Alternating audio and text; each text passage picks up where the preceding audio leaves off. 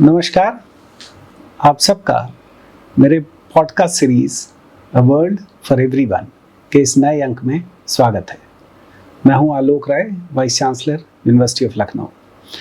जैसा कि आप जानते हैं, इस पॉडकास्ट सीरीज में हम लोग ऐसे लोगों को आमंत्रित करते हैं जिनके निर्णयों में ये क्षमता होती है कि वो आप सबके जीवन को प्रभावित कर सकें।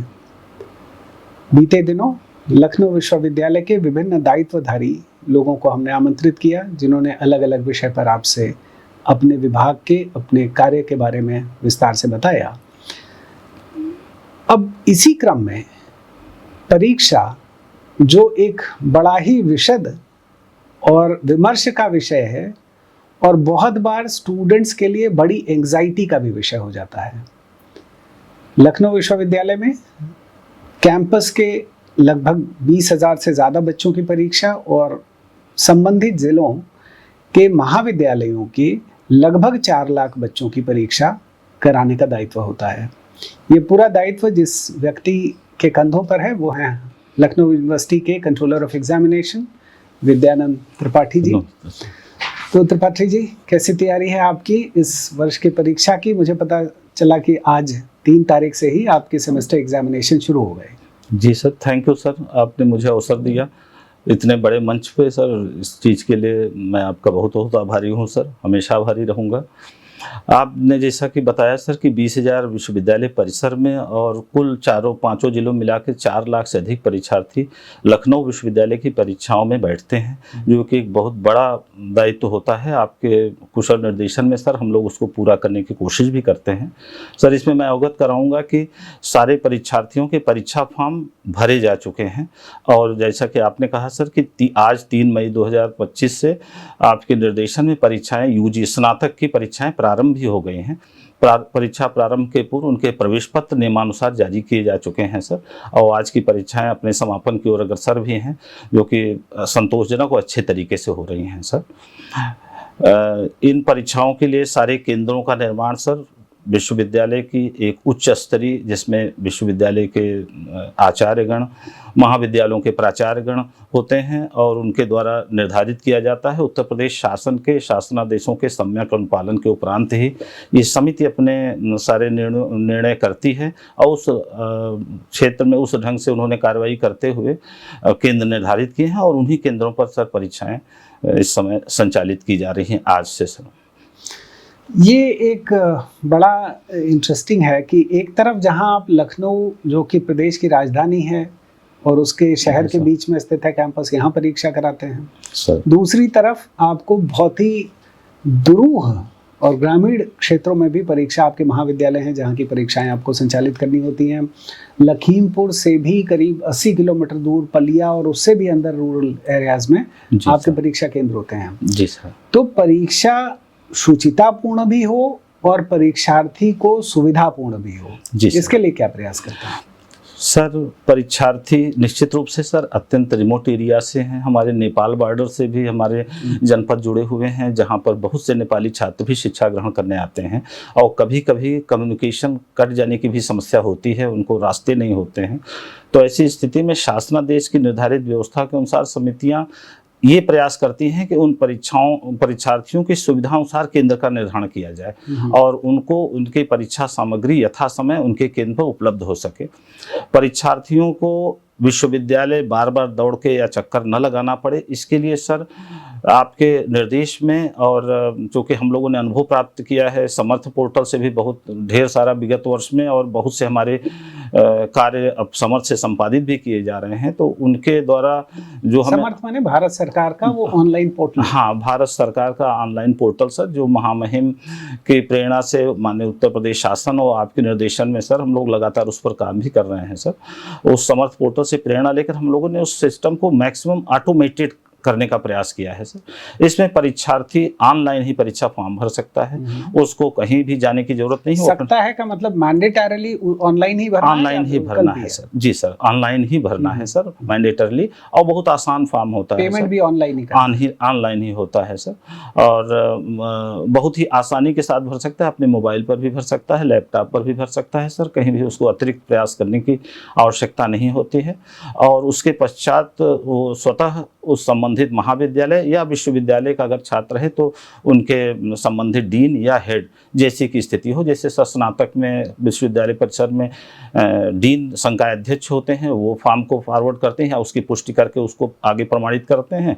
और स्नातक के मामले में हेड ऑफ डिपार्टमेंट संबंधित विभागों के, और महाविद्यालय के केस में महाविद्यालय के केस में सर संबंधित महाविद्यालय के प्राचार्य ही उसको प्रमाणित करते हैं। जब ये प्रमाणित कर देते हैं सर तो ऑनलाइन ही विश्वविद्यालय के पास वो डेटा प्राप्त हो जाता है सर। जब ऑनलाइन डेटा प्राप्त हो जाता है तो विश्वविद्यालय के सॉफ्टवेयर में ऑनलाइन ही उसका परीक्षण होता है सर। कोई भी मैनुअल इंटरफेरेंस नहीं है सर, कोई मैनुअल इंटरफेरेंस नहीं है। और उसकी अगर समस्त जो रिक्तियां हैं या जो उनके द्वारा भरी गई चीज़ें हो वो सही पाई जाती हैं तो स्वतः प्रवेश पत्र जारी हो जाता है, जो कि ऑनलाइन ही उपलब्ध होता है। और छात्र जहां पर भी मौजूद है वहां पर वो जहां सबसे करीब स्थल पर जहां प्रिंटर की सुविधा है वहां से अपना प्रिंट आउट भी प्राप्त करके परीक्षा केंद्र। ऐसी व्यवस्था भी कर सकते हैं कि वो जैसे हम लोग एयरपोर्ट पे टिकट लेके जाते हैं ऑनलाइन टिकट, या रेलवे में जाते हैं ऑनलाइन टिकट, वैसे ही वो ऑनलाइन एडमिट कार्ड हो, आपके पास सिस्टम हो मशीन वाला जो जाके वेरीफाई कर ले, हाँ साहब यही है सर। ये व्यवस्था तो अवश्य में कर सकते हैं। हाँ, ये व्यवस्था सर हो सकती है। बहुत सर शानदार विजन है सर आपका। अब आपने ये नया चीज कहा है सर, जैसे ग्रामीण क्षेत्रों में बच्चों को अपने लॉगिन आईडी पे वो देखता है, देख तो मोबाइल पर भी सकता है, लेकिन फिर उसको पास के बाजार में जाना होता है, साइबर कैफे में, जहाँ वो प्रिंट लेना होता है सर, जरूरी होता है सर। सामान्य तौर पे महाविद्यालयों में भी लेते हैं सर। तो सुविधाएं प्रदान करने की उनको प्राचार्यों को और महाविद्यालयों को हम लोग ये अनुरोध करते हैं कि विद्यार्थियों की असुविधा कम से कम हो तो वो वहाँ पर भी प्राप्त कर सकते हैं सर।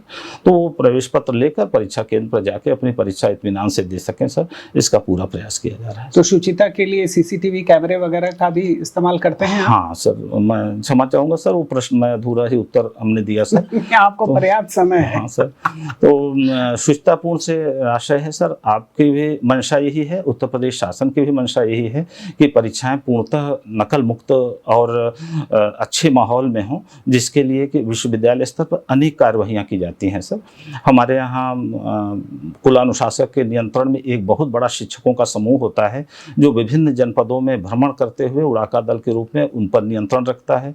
प्रत्येक महाविद्यालय में सर सीसीटीवी कैमरा लगाने के निर्देश हैं भारत उत्तर प्रदेश सरकार के द्वारा। को आप सेंटर बनाते हैं जहां सीसीटीवी कैमरे की सुविधा है और उसी कमरे को केंद्र के रूप में इस्तेमाल कर सकते हैं जहां पे सीसीटीवी। जी सर, ये एकदम अनिवार्य है सर। इसकी वेबकास्टिंग भी होती है? जी सर, तो हमारे यहाँ लखनऊ विश्वविद्यालय में ही सर सेंट्रल मॉनिटरिंग सेल है जो कि आपके द्वारा ही सर जिसका उद्घाटन किया गया है, और शानदार उसमें हमारे पास संख्या कंप्यूटर्स और प्रोजेक्टर्स हैं, और वहाँ पे हमारी एक टीम सतत परीक्षा के दौरान निरंतर वेबकास्टिंग के द्वारा उन महाविद्यालयों की निगरानी भी करती है, और किसी भी किस्म की असहजता या ऐसी चीज़ रिपोर्ट आने पर तत्काल सूचना सक्षम अधिकारियों आपको या हमें सूचित करते हैं, और संबंधित जिले में अगर हमारा कोई दल उड़ाका दल मौजूद है तो उनको भी बताते हैं। उस महाविद्यालय को भी अगर विद्यार्थी को भी कोई असुविधा उस पर भी वो नज़र रखते हैं, उसके बारे में भी वो सूचना देते हैं सर, जिससे कि हमारी परीक्षा विद्यार्थियों के लिए सुविधापूर्ण और पूरी तरह से नकल मुक्त और शुचितापूर्ण हो सके सर। ऑब्जर्वर्स वगैरह भी अपॉइंट करते हैं क्या कहीं? हाँ सर, हमारे सेल्फ फाइनेंस कॉलेज बड़ी संख्या में केंद्र बनते हैं, क्योंकि सर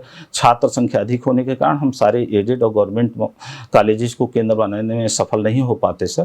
तो ऐसे महाविद्यालय जिनके के बारे में किसी किस्म की कोई अप्रिय सूचना प्राप्त होती है, वहाँ पर हम ऑब्जर्वर नियुक्त करते हैं, जो हमारे नोडल सेंटर्स हैं सर, जहाँ पर हम अपने उत्तर पुस्तिकाएं संग्रहित और संकलित रखते हैं, वहाँ पर अनिवार्य रूप से ऑब्जर्वर नियुक्त करते हैं सर। तो वो सब जैसे मान लीजिए 3 दिन की कॉपी रखी है हमारी, या कॉपी चली गई, वो बहुत दिन से के लिए रखी हुई है, वो सब सीसीटीवी सर्वेलेंस में ही है। हाँ सर, वो नोडल सेंटर का निर्धारण भी सर उच्च स्तरीय समिति द्वारा उन महाविद्यालयों को किया जाता है जो एक तो सर भौतिक रूप से सुविधाजनक स्थान पे हो जहाँ पर एक्सेस आसान हो सके, और साथ ही साथ उनके पास वो समस्त संसाधन हो जो कि पुस्तकों, उत्तर पुस्तिकाओं और प्रश्न पत्रों को सुरक्षित और अच्छे ढंग से रख सकें, और उनका 24 घंटे सीसीटीवी सर सक्रिय रहे, और उस सर्विलेंस के माध्यम से हम लोग सर 24 घंटा यहाँ से नज़र भी रख सकते हैं, और वो प्रतिदिन अपने संबद्ध महाविद्यालयों को परीक्षा सामग्री की आपूर्ति भी करते हैं और उनसे वापस भी प्राप्त करते हैं। मुझे बताया गया कि वो सारे का एक्सेस आपके मोबाइल पर भी है।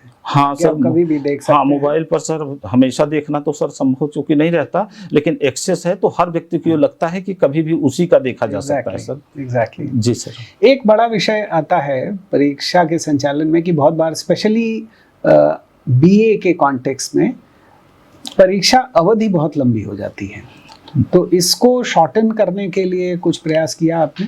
बिल्कुल सही कह रहे हैं सर।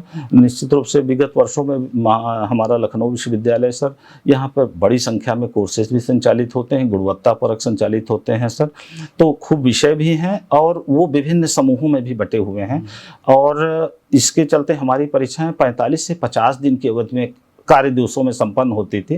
तो एक बार प्रारंभ होने के बाद 2 महीने चलती थी सर, और विगत वर्ष पिछले वर्ष आपके ही अध्यक्षता में परीक्षा समिति ने इस पर बहुत एक विशाल स्तर पर विचार विमर्श किया कि इस पर कैसे हम लोग इस व्यवस्था को और सुधार सकें।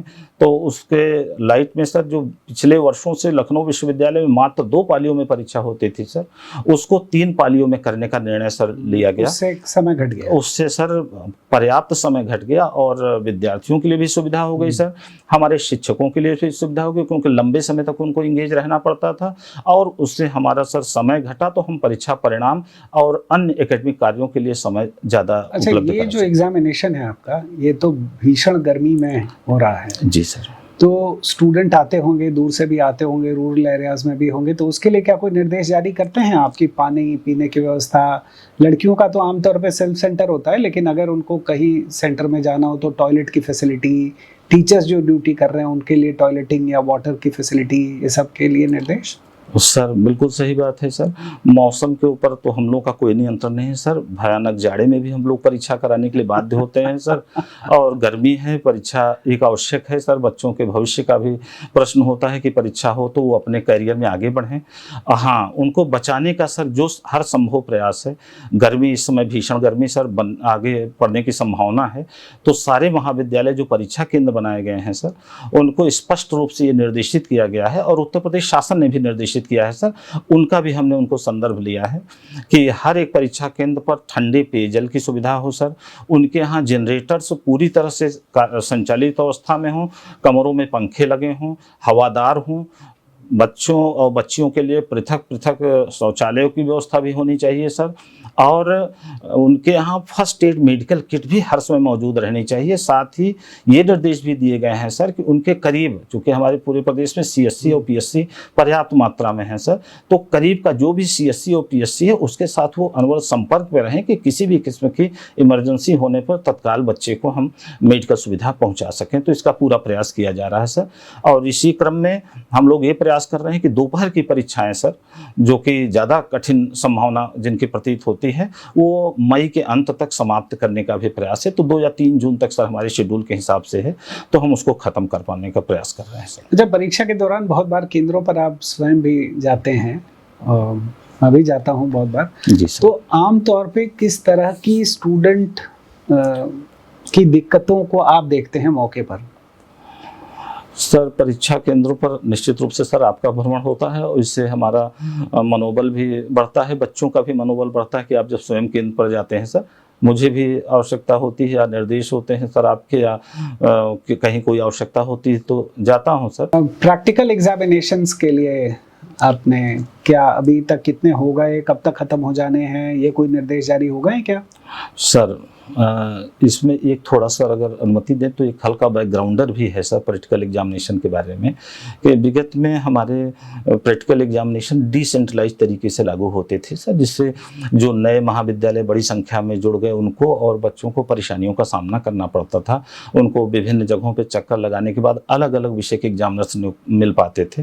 तो उसमें सर आपके बड़े इनिशिएटिव के बाद परीक्षा समिति के निर्णय के उपरांत उसको सभी को एक सेंट्रलाइज और ऑटोमेटेड तरीके से प्रेषित करने की व्यवस्था की गई है सर। उसमें सभी महाविद्यालयों के पोर्टल पर विश्वविद्यालय द्वारा एग्जामिनर्स के नाम बिना उनके यहाँ आए ही प्रेषित कर दिए जाते हैं।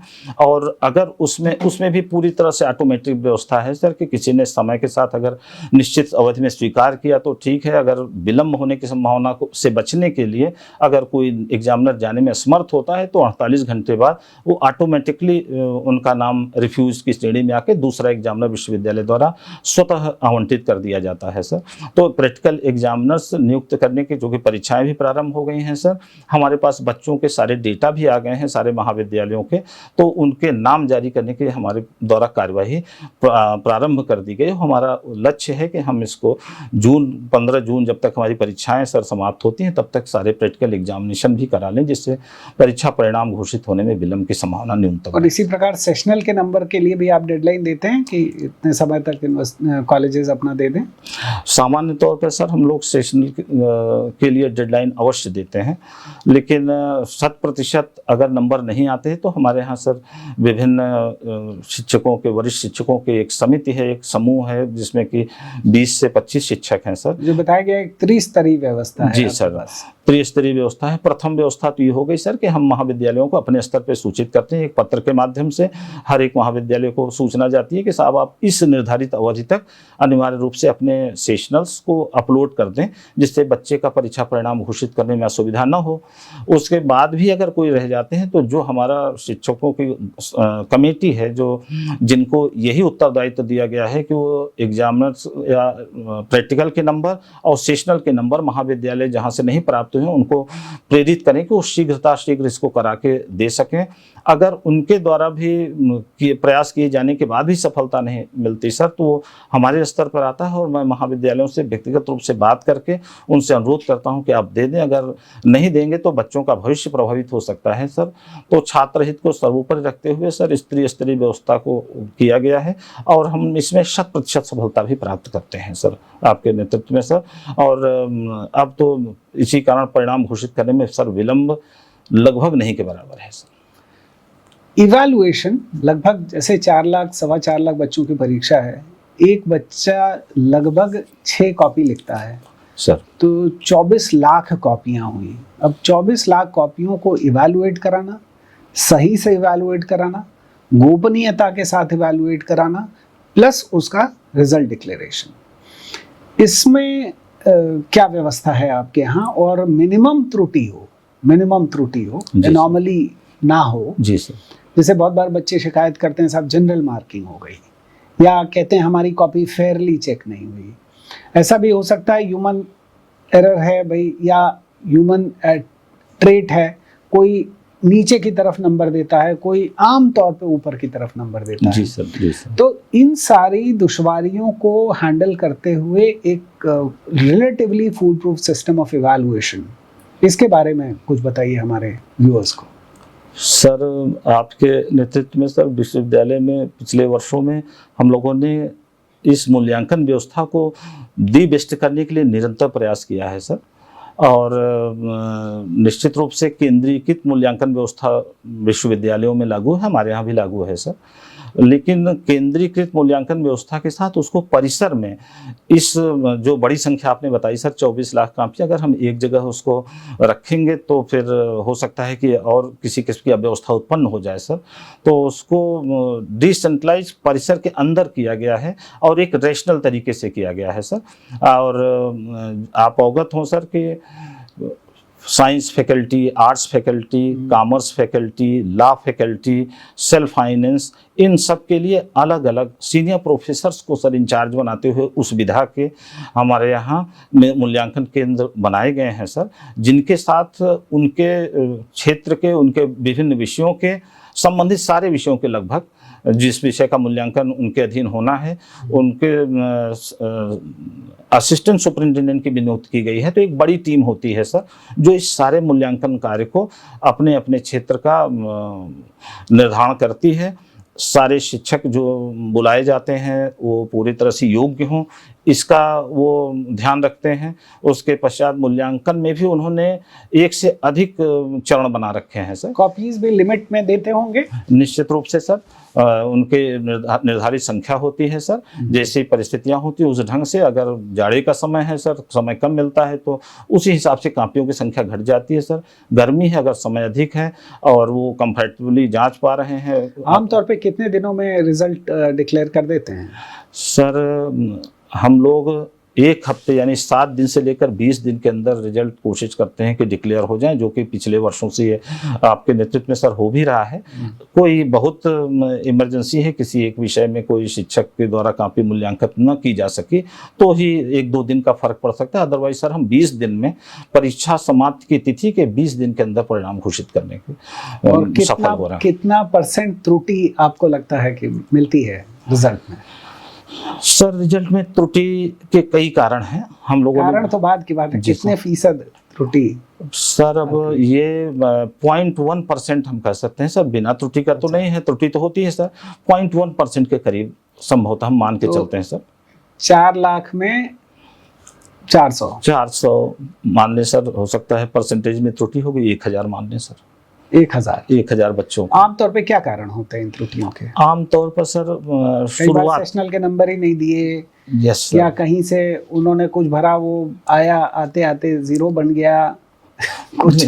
हाँ सर, नहीं सर, कभी कभी ऐसा होता है। ज़्यादातर जो समस्याएं आई सर, जिसका हम लोगों ने निराकरण करने का भी प्रयास किया है कि हमारे 11 अंक के रोल नंबर होते हैं। रोल नंबर में अगर एक भी अंक आगे पीछे बच्चे ने कर दिया सर तो उसका रिजल्ट रुक जाता है।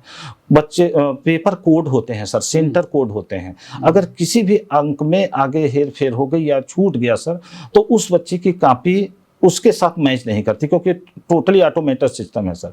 हम उसको, हमारा एग्जामिनर नंबर कॉपी भी 3 पार्ट में है, उसका जो नंबर लिस्ट का जी सर OMR शीट है। OMR शीट है सर। लिखित परीक्षा के लिए भी OMR शीट। किसी इवैल्यूएटर को ये पता कभी नहीं हो सकता कि किस कॉलेज की कॉपी है, किस बच्चे की कॉपी है सर। 100% कोडिंग की व्यवस्था है सर। और चूंकि आप उसका स्वयं कभी कभी रैंडम चेक करते हैं सर, तो बेहद सतर्क रहते हैं हमारे सेंटर इंचार्ज जो हैं। और उसमें किसी भी व्यक्ति को, टीचर को या बच्चे को भी, अगर हमने 1000 कापियां रख दी सामने तो अपनी कापी नहीं प्राप्त कर सकता। वो 100% है।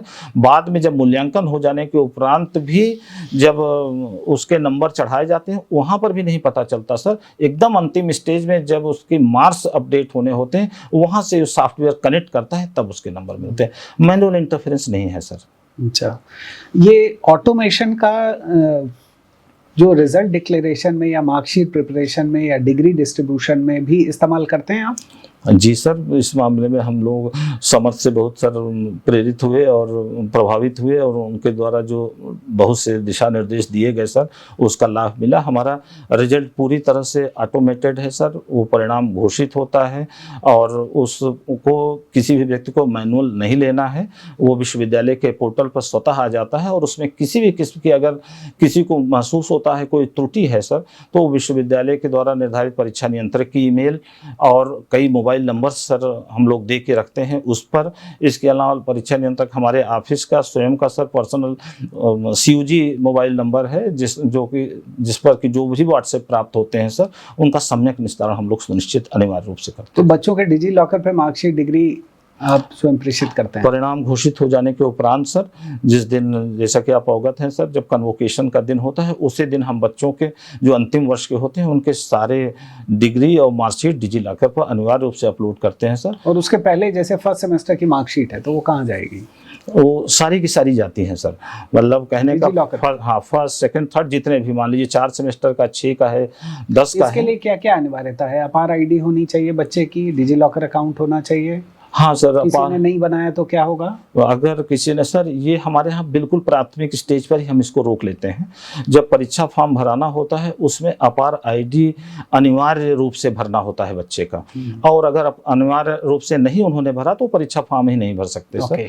तो परीक्षा फॉर्म भरने के डिजी लॉकर इंश्योर कैसे करते हैं? सर, अपार आईडी जो क्रिएट करता है वो डिजी लॉकर क्रिएट करने के स्वतः उसका क्रिएट हो जाता है, उसी अपार आईडी से डिजी लॉकर चूंकि लिंक होता है तो फिर कोई समस्या इसी के थ्रू क्रेडिट ट्रांसफर भी आप कर सकते हैं बच्चे के। हाँ सर, उसके भी हमारी तैयारी हो गई है सर, हम शीघ्र ही उसको भी। एक पोर्टल आप लोगों ने बनाया है, ease portal, electronic access to the services of examination. जी सर, जी सर।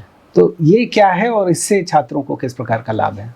सर, ये तो आपके द्वारा आपके विजनरी एस्पेक्ट का था कि 2020 में सर आपने ही इसको शुरू किया था, और निरंतर आपके नेतृत्व में हम लोग सर इसको अपग्रेड करने की कोशिश कर रहे हैं। प्रयास इसमें सर ये है कि बच्चे हमारे हिंदुस्तान में भी हैं, विदेशों में भी हैं, तो विदेशों से आना बच्चे को या हिंदुस्तान के दूसरे कोने से आने में असुविधा का सामना करना पड़ता है, तो उनकी अधिकतम समस्याएं सामान्य तौर पर अब इस समय तो मैं कह सकता हूँ सर सारी ही रिजल्ट से जुड़ी हुई समस्याएं ईज के माध्यम से हम लोग गवर्न कर रहे हैं, जिसमें कि पहले सर ट्रांसक्रिप्ट भी नहीं था, लेकिन आपने उसको निरंतर मॉनिटरिंग करके अब ट्रांसक्रिप्ट का भी प्रारूप सर बन गया है, और बच्चा कोई भी पूरे विश्व से ट्रांसक्रिप्ट के लिए अप्लाई कर सकता है, और उसको ऑनलाइन ट्रांसक्रिप्ट एक सर्टेन पीरियड ऑफ टाइम में स्वतः प्राप्त हो जाता है। किसी के मदर फादर के नाम में स्पेलिंग है, किसी के अपने नाम में स्पेलिंग मिस्टेक है, किसी को अंग्रेजी भाषा में वीज़ा के लिए बहुत बार रिक्वायरमेंट्स होती हैं, किसी को और तरह की आवश्यकता होती है, वो सब प्रोविजन है वो ईज में कर सकता है। वो सारी की सारी सर इसमें है, जो भी आपने बताया सर, उसके अलावा आपने और जोड़ रखा है सर, इसमें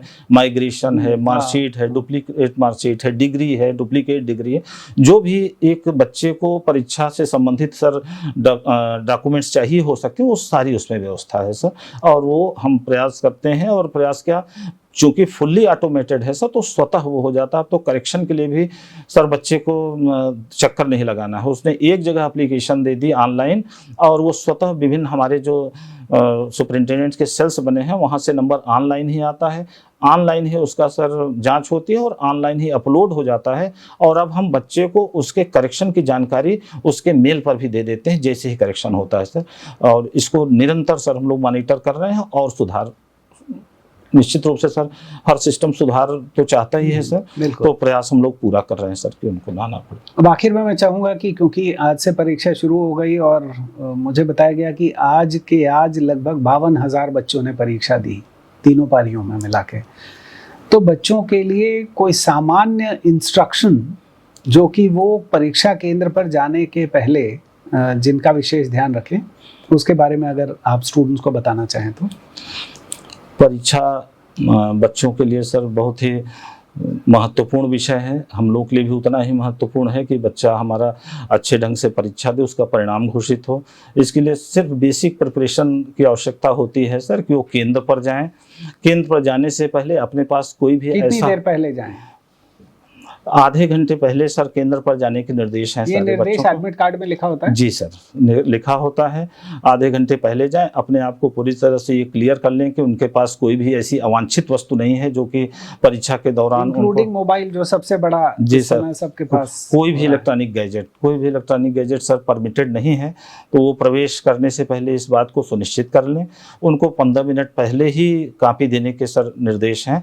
15 मिनट पहले उनको कापी इसलिए दी जाती है कि वो पुस्तक पर दिए गए सारे निर्देशों को अपने इत्मीनान से पढ़ सकें, और सारी जो एंट्रीज हैं उसको अपने प्रवेश पत्र से मिलान करके बिल्कुल सही भर सकें। मुझे बताया गया कि आप लोग एक इंस्ट्रक्शन इशू करते हैं सभी इन्विजिलेटर्स के लिए भी, कि उनको क्लास में क्या क्या बच्चे को बता देना है। यस सर, उसमें हम लोग इन्विजिलेटर्स को ये स्पष्ट रूप से बताते हैं कि आप कब उनको कॉपी दें, उसके बाद बच्चे को ये बात बार बार आप बताने का प्रयास करें ताकि त्रुटि न हो। और आप भी जब हस्ताक्षर करें उसके उत्तर पुस्तिका पर, तो उसकी जितनी भी प्रविष्टियां हैं उनका मिलान कर लें, क्योंकि सर ये चीज़ अगर एकदम प्रारंभिक स्तर पर ही चेक हो जाएगी तो बाद में परिणाम घोषित होने में बच्चे को कोई परेशानी नहीं होगी, न हमें होगी सर, क्योंकि परेशानी हमें भी होती है। अगर उसका रिजल्ट नहीं घोषित होता है तो अंततः सर सारे चीज़ों को निस्तारित करना और मैन पावर परेशान तो होता ही है सर। चलिए, ये थे यूनिवर्सिटी ऑफ लखनऊ के controller of examination Vidyanand Tripathi ji, जिन्होंने बहुत विस्तार से यूनिवर्सिटी के पूरे परीक्षा और परिणाम की प्रक्रिया की रूपरेखा बताई। आप सब जो लखनऊ यूनिवर्सिटी के स्टूडेंट हैं और अभी इवन सेमेस्टर एग्जामिनेशन में अपीयर होने जा रहे हैं, आप सबको बहुत बहुत शुभकामना। और जो बच्चे प्रवेश पाने वाले हैं, इन बच्चों के लिए भी एक सूचना का काम करेगा, आगामी समय के लिए भी करेगा। Thanks for watching a world for everyone. नमस्कार।